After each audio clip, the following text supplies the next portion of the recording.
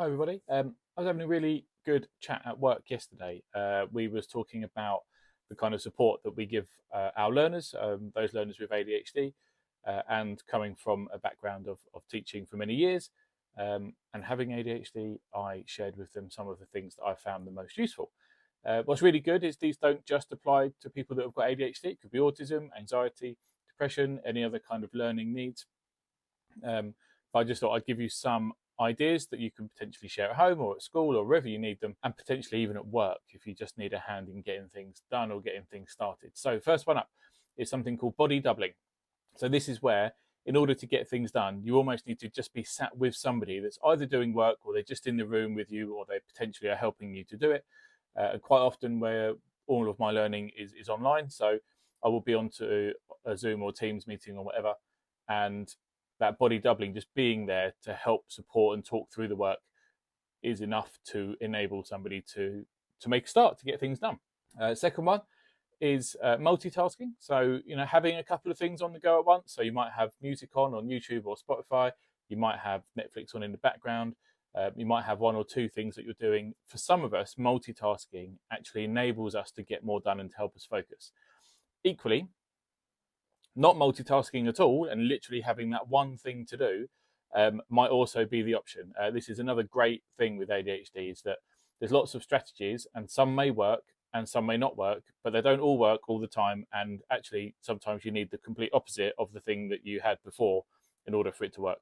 So multitasking can be really good. Just having headphones on, having music, having a second or third thing going on in the background can actually help you to achieve lots.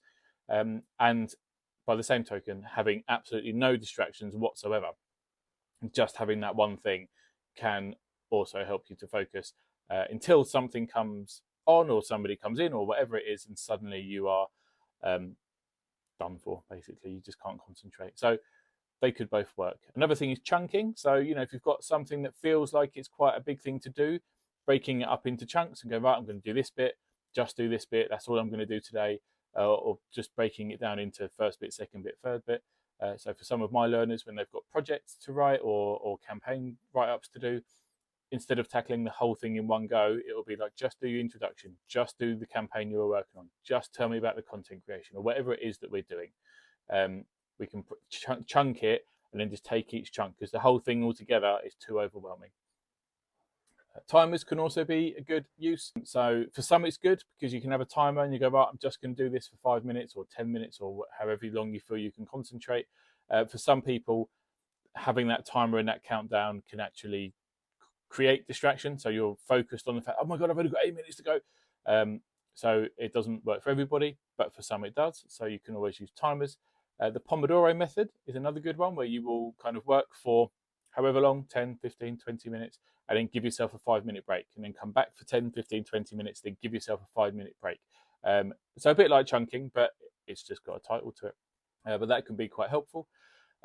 Sometimes if you are working online and you struggle to kind of listen and take notes and engage and remember what's been going on, like screen recording can be useful, because you can kind of record it, make the notes that you can, but then obviously you have to rewatch it back in order to be able to access that. So it's not for everybody, but it can be helpful.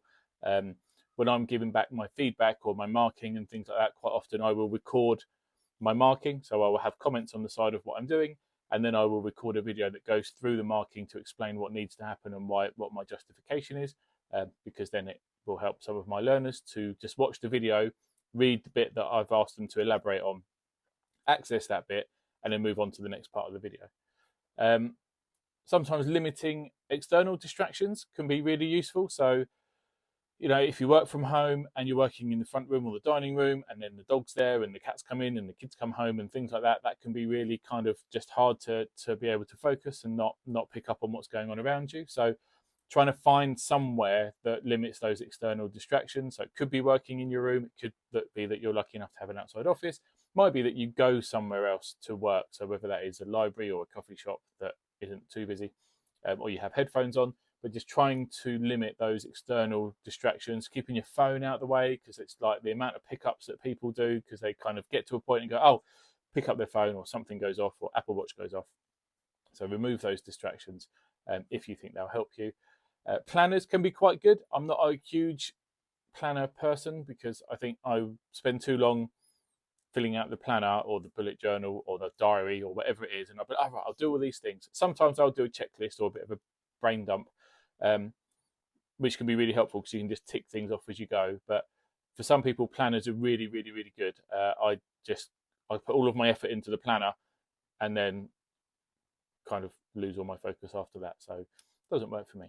Specific action plans could be really good. So literally breaking down tasks into, right, this day, on this week I'm going to do this. So Monday, Tuesday, Wednesday, Thursday, breaking things down into covering certain aspects of something. So again, a bit like chunking, but really, really specific with an end date and an end time and a proper layout of what you're going to do.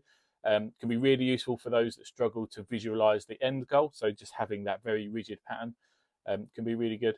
And one of the ones that I've seen the most amount of production with is actually just kind of being kind to yourself and building up on that self-esteem. Like, you can quite often give yourself a hard time for not achieving what you think you should, or I should do this, or I should do that, blah, blah, blah. And I've talked about self-esteem in other videos as well, but the biggest thing that is detrimental to us is the fact that we constantly put ourselves down, constantly say we can't do things, constantly think we haven't done enough. And actually being nicer to yourself and rewarding yourself for the fact that you have done something, you've made an effort, you've tried, you've achieved a little bit, you've achieved a little bit more, actually helps you to realize that you're doing well. So there's just a couple of things that can help, whether it's for yourself, for your children, at school, for teachers. There's loads more. So if anyone wants, if anyone thinks they've tried everything and nothing works, then let me know, because it will be interesting to see what is everything that you've tried and those kind of circumstances around it. But yeah, good job. Have a good day.